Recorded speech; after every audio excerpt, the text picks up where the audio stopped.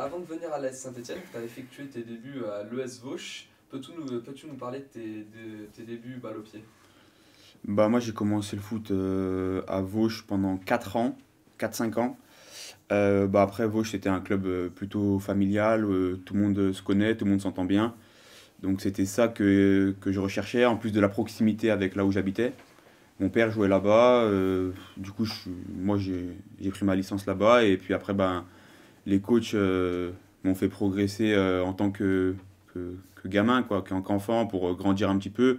Parce qu'à cet âge-là, c'est pas enfin, on n'apprend pas à vraiment le foot, les tactiques, tout ça. Moi, je suis parti très tôt, donc on apprend surtout à devenir des gens respectueux, bien, se dépenser avec les copains, rigoler, passer des bons moments. Donc c'était ça la priorité, passer des bons moments, rigoler. Et du coup, ce qui est bien, c'est que maintenant, il y a plein de gens avec qui je jouais à Vosges, que je revois, que je continue à côtoyer régulièrement, avec qui je sors au resto ou on se voit chez moi. Donc ça, c'est top. Et justement, en parlant des joueurs que tu as côtoyés à Vauche, il y a quand même une histoire particulière entre l'AS Vauche et l'AS Saint-Etienne, parce qu'il y a quand même pas mal de joueurs formés là-bas. Il y en a au sein du club actuellement, je pense à Étienne Green, Dylan Chambaud ou encore Baptiste Gabard. C'est quoi le secret de ce club de l'AS Vauche pour former autant de talents? Ben, après, comme je l'ai dit, on est parti assez tôt tous. Mais ce qui est sûr, c'est qu'il y a un mot qui régnait à Vosges, c'était humilité, travail, rigolade. Du coup, je pense que quand on est arrivé à Saint-Étienne, on était tous dans une bonne ambiance. On venait avec de la confiance donnée par notre club, par les coachs qu'on avait là-bas, par les parents, par tout le monde. Du coup, ben, c'est plus ça où je pense on est arrivé en étant vraiment prêt et pas en se cherchant un petit peu. On savait d'où on venait. Et après, voilà, on a travaillé tous, je pense. On a tous eu un parcours différent. On a tous travaillé, mais je pense que vraiment, voilà, c'est ça le mot-clé à Vosges, c'était rigolade, une vraie famille. Et du coup, ben, quand il y en a un qui part pour réaliser ses rêves, bah, tout le monde est content. Il n'y a pas de problème avec les coachs qui te disent non, je veux pas que tu partes pour rester. Tout le monde est ouvert à ça et te soutient. Donc ça, c'est super. Parce que du coup, quand tu retournes au stade les premières années, bah, tout le monde est content, on se pose des questions. Donc c'est top. Et tu arrives ensuite à l'âge de 11 ans à l'AS Saint-Etienne. Comment se déroule ton arrivée? Pas facile au départ, parce que l'intégration, moi j'avais un an d'avance à l'école, donc du coup j'étais pas avec mes copains de foot à l'école, donc c'était pas simple. Les 6 premiers mois j'ai un peu galéré pour trouver mes marques, les trajets, l'école c'était pas pareil. Du coup c'était pas super simple. Et après, au bout de 6 mois, j'étais mieux. J'étais mieux, j'ai commencé à prendre du plaisir. Et en plus, c'était à la période des tournois. Et les tournois, quand on est gamin, c'est magnifique. Et donc, on a fait quelques bons tournois, on crée des liens. Puis, au bout de bah, en fait, moi, j'étais arrivé dans une équipe qui se connaissait depuis 8 ou 9. Du coup, les liens étaient déjà forts. Et pour s'intégrer dans ça, c'est compliqué. Et du coup, bah, au bout de 6 mois, ça a fait. Et après, bah, voilà, j'ai continué et ça s'est plutôt bien passé, quoi. Et déjà à ce moment-là, est-ce qu'on a une idée à cet âge-là de faire, pourquoi pas, du football son métier ou c'est encore très loin, on pense juste à prendre du plaisir avec ses copains? Ben, moi, c'était mon rêve. Moi, c'était mon rêve de faire du foot mon métier. Ah, mais après, quand on voit. Enfin, là, moi, maintenant que je suis plus ou moins arrivé à. Je suis pro, mais j'ai pas encore une carrière. C'est le début, quoi. Mais quand je regarde le parcours de tous les joueurs que j'ai côtoyés, qui sont plus là, tous les joueurs qui. Je veux dire, entre les générations 2001, 2000, 2002, 2003, je sais pas, il y a peut-être 100 joueurs qui. On avait tous le même rêve.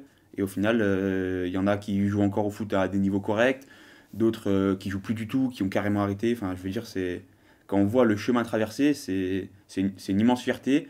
Et à la fois, je garde que des bons souvenirs des gens avec qui j'ai travaillé, quoi.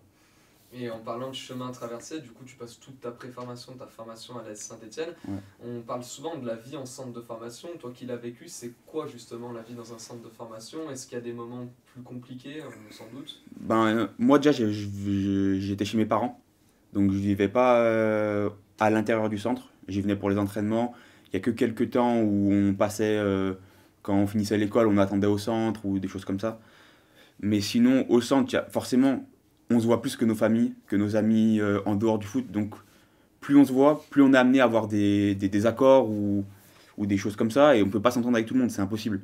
Donc, forcément, des fois, il y a quelques embrouilles, on va dire. Mais l'important, c'est que en dehors du terrain, certes, avec tout le monde, tu peux pas t'entendre, mais sur le terrain, le but, c'est que tout le monde soit ensemble dans la même direction, quoi. Mais des fois, c'est pas simple, parce que tu fais des croix sur plein de choses. La famille, tu la vois pas tout le temps. Moi, j'avais la chance quand même de l'avoir ici, mais les repas de famille, le samedi matin, enfin le samedi après-midi, le dimanche midi, c'est mort. Quand tu pars en déplacement, l'année U19 ou U17 à Toulouse, Bastia, Ajaccio, Cannes, tu pars sur 2 jours. Donc pareil, les soirées, les 20 ans, les 18 ans des amis, c'est mort. Donc c'est pas simple, c'est des sacrifices, il faut en être conscient. Maintenant, c'est sûr que celui qui veut pas faire du foot son métier, je le conseille pas de faire tous ces sacrifices-là, parce que il y a une période de ta vie en fait que tu passes entre parenthèses, quoi. Mais sinon, si tu veux en faire ton métier, il n'y a rien de plus beau que le foot, quoi. Donc c'est normal que tu fasses tous ces sacrifices. L'année dernière, tu as fait partie des jeunes cadres de la Nationale 3. Est-ce que tu as été surpris de reprendre avec les pros cet été? Tu as rapidement intégré le groupe de Laurent Baclès. Tu es parti tout de suite au stage à la Plane. Comment un peu s'est déroulée premièrement cette transition M3 Pro? Est-ce que tu as été surpris quelque part que ça aille très vite pour toi? Avec cette signature aussi. Ouais, en vrai, au début de l'année, je jouais pas beaucoup en N3. Puis au fur et à mesure, le coach Razi qui m'a fait confiance. J'ai enchaîné les matchs. Ça m'a permis de gagner. J'ai beaucoup progressé l'année dernière. Confiance en moi aussi. J'ai beaucoup appris dans le monde adulte. Parce que c'était ma première année. Parce qu'avant, il y avait le Covid. Donc c'est pas vraiment. Première année où vraiment j'affrontais des adultes. Donc c'est un style de jeu totalement différent. Et après, je m'étais entraîné pendant 2 mois avec les pros l'année dernière, entre janvier et février. Ça m'avait permis de voir un peu aussi le monde pro. Après, c'était un peu prévu, le moment aussi de mon contrat, c'était un peu prévu que je reprenne avec les pros. Mais entre reprendre à la prépa, on était peut-être 30, et faire partie du vestiaire, ça allait vite. En tout cas, moi, j'étais préparé à ça, c'est ce que je voulais. Donc après, je me suis donné les moyens, j'ai tout donné, j'ai travaillé, j'ai fait en sorte de ne pas me blesser, parce que c'est important, il y en a plein qui ont été blessés pendant la prépa, et du coup, le coach, ça fait la sélection naturelle, quoi. Donc l'important, c'était surtout de ne pas me blesser, de montrer que le coach, il pouvait me faire confiance. Et du coup, j'étais content d'intégrer le vestiaire d'abord, de jouer un peu plus, et après, là, de faire partie du groupe, même si c'est une période pas facile, au moins je suis dans le groupe et pas à part. Parce que c'est une place difficile aussi, les jeunes, quand on vient dans le groupe pro, on est entre la réserve, entre les pros, et on ne sait pas vraiment comment faire. Là, au moins, ce qui est sûr, c'est que moi, je suis dans le groupe pro, et d'un coup, je suis dans le navire actuel de l'équipe pro. Quand ça va bien, quand ça va mal, ça va mal. Mais au moins, on est tous ensemble, quoi. Tu as un premier contrat pro, tu l'évoquais, puis rapidement un second qui confirme en fin de compte la confiance que peut t'accorder la S Saint-Etienne sur les prochaines années. Tout est allé finalement très vite pour toi cet été. Ouais, ça allait vite, je ne m'y attendais pas forcément. Le club est revenu vers moi pour me prolonger. Moi, j'étais content, c'était quelque chose que je voulais, prolonger ici. Mais après, ce qui est bien, c'est que moi, j'ai fait toutes mes années. En fait, j'ai l'impression d'arriver vraiment avec un bagage, et c'était le moment où je me sentais prêt pour accéder au niveau professionnel. Ça aurait pu être avant, mais j'aurais peut-être pas été prêt. Donc là, au moins, j'avais fait toutes mes classes. J'arrivais en fin de contrat stagiaire. Je suis arrivé sur un premier contrat pro d'1 an. Le club m'a prolongé directement après. Ça montre qu'ils avaient confiance en moi, que j'étais content parce que ça récompensait mon travail. Maintenant, c'est encore une fois que le premier contrat pro, je considère que c'est que le premier, et que on sait tous qu'en signer un, c'est bien, et maintenant, il faut en signer d'autres. Ces débuts avec l'équipe Fagnon, tu fais partie des rares joueurs qui ont quasiment été là tout le temps, avec pas mal de titularisations. Comment tu vis ces grands débuts avec l'équipe pro et la découverte du monde professionnel pour toi? J'étais content de faire partie de l'équipe, d'avoir du temps de jeu. Je pensais pas. Là, à l'heure actuelle, si on m'avait dit que j'aurais autant joué depuis le début de saison, franchement, j'y aurais pas cru. Après, comme je disais, c'est un groupe, on est un groupe, et des fois le coach il fait des choix, donc des fois je joue, des fois je joue pas. Mais le but, c'est toujours être prêt à jouer. Nous, en étant jeunes, le but, c'est que le coach, si il y a un blessé, un suspendu, toujours être là. Et ça, c'est important. Et j'ai réussi à pas prendre de carton pour me faire suspendre, enfin les trucs un peu bêtes. Et du coup, le coach, forcément, des fois, il te met 10 minutes, 15, 20, des fois titulaire. Mais je pense qu'il faut rien demander, il faut aller chercher les choses. Quand on te les donne, tant mieux. Quand on ne te les donne pas, il faut travailler encore plus et il faut se donner à fond. Voilà, c'est simple. Quand tu étais plus jeune au centre, est-ce que tu as des idoles, des joueurs que tu suivais particulièrement à la Saint-Etienne? À l'ASS, Ouais. moi, Ou ailleurs, hein, mais... moi j'ai beaucoup aimé le passage de Mvila. Ok. À mon poste, je trouvais que c'était impressionnant ce qu'il faisait. J'avais bien aimé Selnaes aussi. Enfin, la paire, je trouvais que c'était sympa. Mais après, les années d'avant, j'en ai connu plein, mais j'étais pas assez mature pour me dire je veux vraiment ce joueur, j'aime beaucoup. J'aimais tout le monde, en vrai, parce que c'était déjà tellement beau d'être pro que peu importe qui était sur le terrain, je l'aimais bien. Mais sinon, hors Saint-Etienne, j'aime beaucoup Sergio Busquets ou Iniesta. À l'époque, moi, je commençais à grandir avec le Barça de 2010, l'Espagne. Je trouvais que c'était incroyable ce qu'il faisait, donc c'est un peu ça, les idoles, quoi, avec quoi je regardais les vidéos sur YouTube, tout ça, quoi. Quel regard tu portes un petit peu sur la situation du club en ce moment? Est-ce que quand on est un enfant du club, un enfant de Saint-Étienne, on se sent peut-être un peu plus concerné, un peu plus touché par les enchaînements de résultats un peu délicats sur ce début de saison? C'est pas simple. C'est pas simple de gérer déjà une première saison en pro avec des résultats pas forcément positifs à chaque fois. De plus, on a les gens à côté.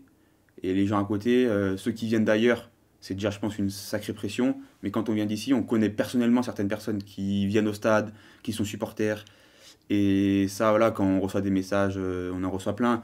Mais de gens que je connais personnellement qui me disent bon, alors les gars, vous vous réveillez, euh, c'est quoi ces résultats? Comment ça se fait? Ils me posent des questions. Je comprends qu'ils me posent des questions, mais c'est pas facile d'y répondre parce que si j'avais la solution, on n'aurait pas les résultats qu'on a là et tout le monde ferait autrement. Mais c'est hyper compliqué de devoir gérer ma famille qui est supporter. Tout le monde est supporter de la SS. Mes amis sont supporters de la SS. Et tout le monde regarde les matchs. Quand moi j'étais pas en équipe pro, j'allais voir les matchs avec eux dans les bars, chez eux. Et quand c'est l'inverse, quand c'est moi qui joue, c'est pas simple parce qu'on aimerait tous gagner tous les matchs, quoi. Mais si c'était possible, et si on avait la recette, on le ferait. Mais ce qui est dur, c'est de l'expliquer en fait aux gens et de voir la pression qu'il y a autour de ça. C'est pas simple. Moi, c'est pas simple. J'essaie de le gérer. C'est pas toujours évident, mais en tout cas, quand je vois que c'est vraiment pas facile pour moi, mes parents ils sont toujours là pour me soutenir et je fais un peu un break du côté de tout ce qui est les amis, supporters, tout ça. Je reste avec ma famille, avec ma copine et j'essaie de me recentrer sur moi. Et dès que ça va un peu mieux, j'essaie de leur donner quelques explications, même si j'en ai pas forcément, mais des choses qu'ils aiment entendre, qu'ils veulent entendre. Et du coup, je leur dis, mais c'est tout ce qu'on essaie de faire, quoi.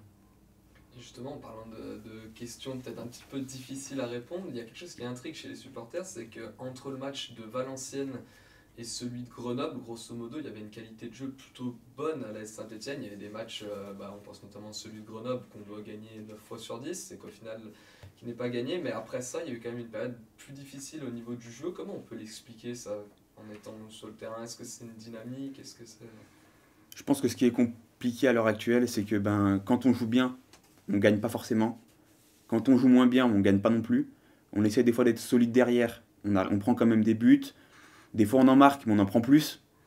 C'est pas simple. On essaie C'est sûr que nous, ce qu'on veut, c'est jouer bien, gagner les matchs. Ça, c'est l'idéal. Maintenant, on sait que quand on joue bien, on s'expose, on prend des buts.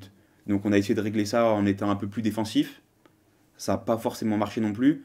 Après, en fait, c'est juste... nous, on essaye de varier, d'essayer des choses. On sait qu'on ne veut pas prendre de but. Malheureusement, ça n'arrive pas souvent.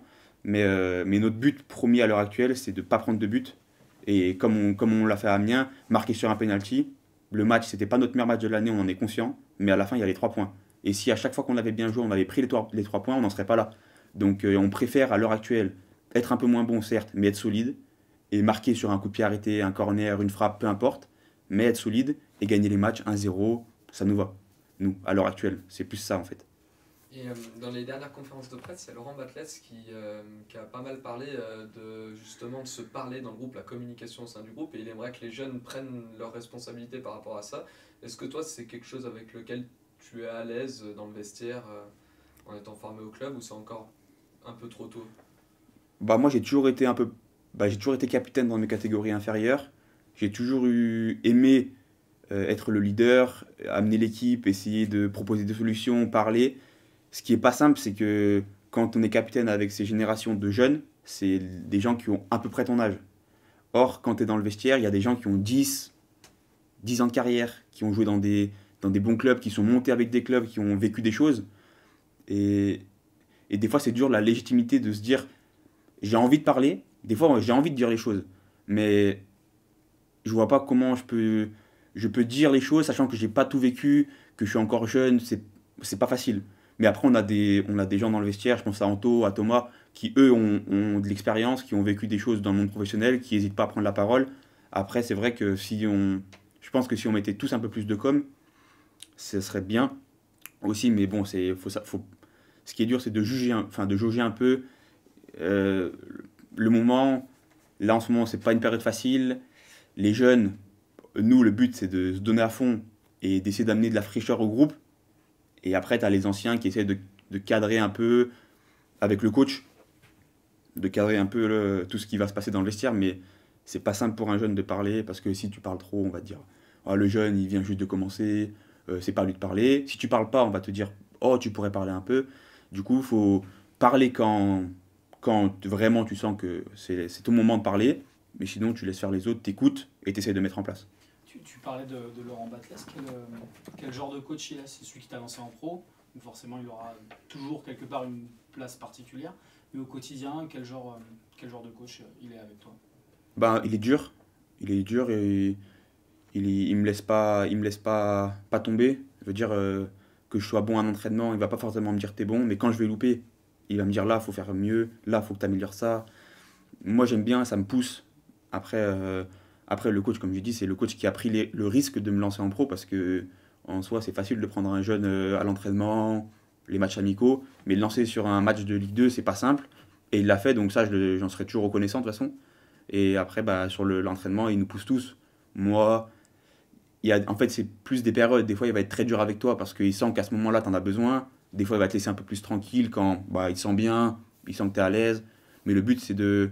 Il peut pas être avec tous les joueurs pareil tout le temps. Mais des fois, il va être vraiment sur ton dos à te dire allez, là, maintenant, fais ça, ça, ça. Et des fois, il y a des semaines où ça va être un autre. Mais le but, enfin, il demande beaucoup de rigueur. Et il est dur avec nous. Il nous laisse pas forcément le droit à l'erreur. Mais du coup, ce qui est bien, c'est qu'un match, du coup, ben nous-mêmes, on sait que si on fait une erreur, la semaine, on l'a fait peut-être aussi. Et le coach, il nous l'a dit, donc on sait ce qu'il pense. Pas besoin qu'il nous crie dessus sur le terrain, parce que au stade, on l'entend pas forcément avec le bruit. Mais donc on le fait de nous-mêmes, quoi. Et ça, je trouve que c'est bien, quoi. Tu parles du stade, c'est une transition qui est toute faite. Tu as découvert le Chaudron en tant que joueur cette année. Bon, tu nous expliquais que c'est pas une découverte pour toi, hein. Tu avais déjà été là, en tant que dans les tribunes. Est-ce que tu peux un peu nous parler de ce que tu as ressenti la première fois où déjà tu as foulé la pelouse du stade Geoffroy Guichard et peut-être plus particulièrement la première fois où tu l'as foulé avec du public Ouais, dans sa vraie configuration? Bon, on va dire que ça a été un peu. C'est venu pas d'un coup, parce que je l'ai fait sans supporter déjà. Donc sans supporter, on apprivoise un peu le contexte, le stade. Enfin, moi, j'étais dans les tribunes quand j'étais petit, donc quand je me dis que c'est moi qui suis sur le rectangle vert, c'est assez. Enfin, au début, c'est une fierté, mais le but, c'est de pas être spectateur de tout ça. Il faut quand même vite se concentrer sur son match. Et après, avec le public, c'est quand même autre chose. Même si, bon, à l'heure actuelle, c'est pas la joie dans les résultats, mais le bruit que ça produit sur le terrain, enfin, je veux dire, à 5 mètres, on s'entend pas. Donc, en jeune, quand il y a du public, tu t'entends à 50 mètres. Là, seul, ça vient. En fait, c'est un autre football. Il faut apprendre à jouer sans son, sans l'aide de ses coéquipiers. C'est pas simple. Donc, ça, c'est le côté un peu qui me perturbe. Mais par contre, l'énergie que ça te donne, quand il faut faire 5 mètres en plus, tacler, revenir défendre, et que c'est la 85e que tu es mort, bah, quand tu entends les chants des supporters, que le score soit positif ou négatif, qui sont là et qui t'encouragent, c'est sûr que on a beaucoup plus d'énergie à donner, quoi. Inconsciemment, on va se donner beaucoup plus, quoi. Tu nous évoquais tout à l'heure un petit peu des joueurs qui t'avaient marqué à ton poste au milieu de terrain. Tu nous as cité des profils assez similaires, mais malgré tout dans des registres un petit peu différents. Pour t'avoir suivi sur ta période de formation, tu as joué un petit peu partout au milieu de terrain, dans différents postes, différents systèmes. À quel poste tu te sens le plus à l'aise? Et selon toi, comment faire parler au mieux tes qualités? Ou au contraire, est-ce que tu te sens que tu es encore dans un processus de formation et que tu n'es pas totalement fixé sur un poste particulier? Ben, quand j'étais jeune, on m'a toujours dit que le but c'est d'être un peu multitâche. Parce que quand on est cantonné à un poste, et ben, s'il y a un joueur qui vient à ce poste-là, je sais pas, quelqu'un, là on dit moi je suis numéro 6, il y a un mec qui arrive, 30 ans, numéro 6, 500 matchs en pro, l'histoire elle est réglée. Tu passes ta saison sur le banc. Or si tu peux jouer 6, 8, 10, tu peux dépanner ici, tu vas toujours gratter 10 minutes, 15 minutes de temps de jeu. Moi mon but c'est ça, à l'heure actuelle, c'est d'apprendre un peu partout. Moi à la base je suis formé numéro 6, mais l'année dernière j'ai joué un 8, j'ai fini l'année en 10. Donc ce qui est bien, c'est que c'est pas du tout le même jeu à chaque fois et qu'on apprend tout le temps. Et que en plus de ça, avec la Ligue 2 qui est un niveau encore au-dessus de la N3, toujours en apprentissage. Que ce soit même numéro 6 où c'est ma formation, en pro j'apprends. J'apprends en pro, même si je considère que c'est le poste où j'ai le plus de base, parce que c'est ce que j'ai appris depuis 7 ans. Mais quand je joue 6 en pro, c'est nouveau. Faut apprendre, ça va plus vite. Les gens, ils sont plus costauds, ils sont plus intelligents. Tactiquement, c'est plus en place. C'est pas facile. Mais du coup, quand je joue 8, ça m'est arrivé aussi cette année. J'essaie de faire au mieux, de me mettre dans les espaces, écouter les consignes. Et après, on se donne. Et voilà. C'est une recette. Tu peux nous parler un petit peu de ton but cette année? Qu'est-ce que tu as ressenti, ce premier but en pro avec le maillot vert? Je m'attendais pas déjà. Déjà, je m'attendais pas. Me retrouver à cette position-là, sur le but, c'est pas mal joué dans le fond, mais c'est pas du tout mon rôle à la base. Après, quand la balle elle arrive, je suis confiant. Je me dis que ça peut le faire. Donc je frappe sans vraiment réfléchir. J'ai la chance qu'elle aille au fond. Au début, je pensais être hors jeu en fait. Et donc je me retourne vers l'arbitre de touche en me disant non. Et en fait, là, je vois qu'il n'y a pas de drapeau de levée. Et je vois qu'il y a un silence dans le stade. Et c'est Sergi qui me dit, qui me fait une tête où vraiment je me dis, mais attends, je regarde le ballon, je vois que le ballon est dans le but, et là je me dis, ah ouais. Et après, je me suis toujours dit, fêter le premier but avec les supporters, c'est quelque chose de fort. Du coup, après, je suis allé voir les supporters, c'était une superbe. Enfin, ça restera toujours, que je fasse une petite carrière, ça restera toujours gravé. Premier but, le stade où je l'ai marqué, je sais exactement où c'est, contre quelle équipe, donc c'est un souvenir gravé à vie, je pense, ouais, c'est sûr. Il y en aura d'autres? Je suis pas contre. Je suis pas contre, après, c'est pas mon rôle premier, mais si j'ai à marquer d'autres buts, c'est avec grand plaisir que je le ferai, ouais. Je crois Guichard notamment. Ouais, après, franchement, à l'heure actuelle, je choisis pas les stades. Franchement, si je marque n'importe où, si je peux marquer pour aider l'équipe, je marquerai n'importe où. Qu'est-ce que fait Louis Mouton pendant son temps libre? Je suis beaucoup famille. J'aime bien être avec mes parents, être avec ma famille proche. Voilà. Je les vois régulièrement. C'est cool, c'est parce que j'habite ici. Donc ça me permet d'avoir une proximité avec eux qui est intéressante. Sinon, moi, après, je vis avec ma copine. Je sors avec des amis au restaurant. Je vois des amis. Je lis. Je joue à la console. Franchement, tout ce qu'un adolescent, début adulte, il fait, quoi. Je suis, on va dire, classique. Rien de fou. Tu pratiques d'autres sports, à part le foot? J'aime tous les sports. C'est un peu un problème parce que quand je suis en saison, je fais pas d'autres sports. Mais là, pendant les vacances, les grandes vacances d'été, là, peut-être pas, faut vraiment que. Là, je vais prendre, je pense, les vacances pour vraiment souffler. Mais les vacances d'été, je vais faire du tennis, du paddle, du hand, du basket, de la pétanque. Franchement, j'adore tous les sports en fait. Ping-pong. Tu disais que tu adorais tous les sports. Tu consommes du sport à la télévision? C'est-à-dire Ah chez oui. toi, il y a toujours du sport? Pas toujours parce qu'après, ma copine, elle est pas contente.